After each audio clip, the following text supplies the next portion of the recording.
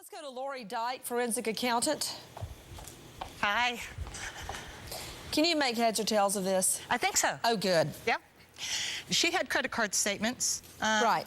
Showing her cash advance and the payments that were made on it. She had actually very good documentation. She marked through M's and L's, some for her, some for the defendant. Defendant provided bank statements. You saw one up here, but no documentation on the bank statement. There were three $500 payments. Yeah, of the deposits, and the bank statements themselves you can't really tell where the money went or what was done because there were cash withdrawals and money moving around. But I analyzed the credit card statements, and I think we do have one exhibit showing the payments. Plaintiff calculated based on her numbers. You mean defendant's payment record? Well, yes.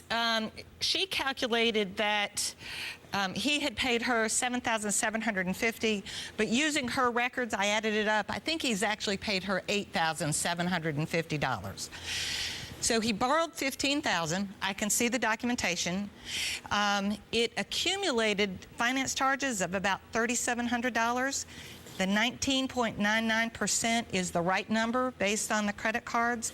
So that's nearly $19,000. If they made minimum payments on those credit cards just to pay it off, it would take 30 years to pay off the balance. That's a scary thought.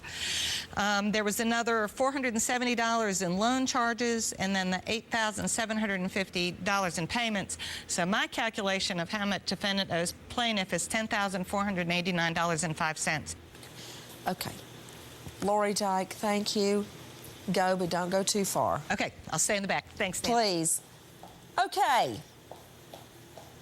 Before I make my ruling, let's go to Woody.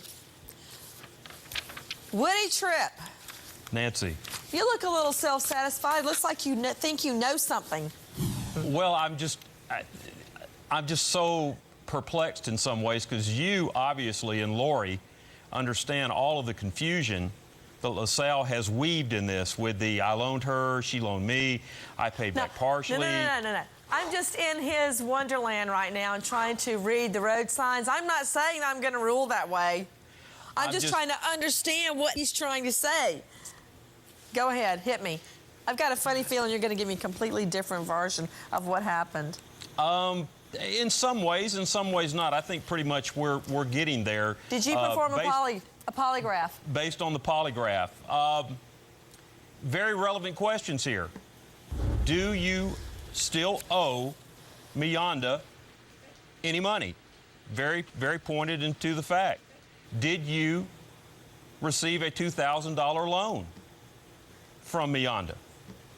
Again, very simple to the point. And did you lie when you said Miyanda owed you money? Coming up.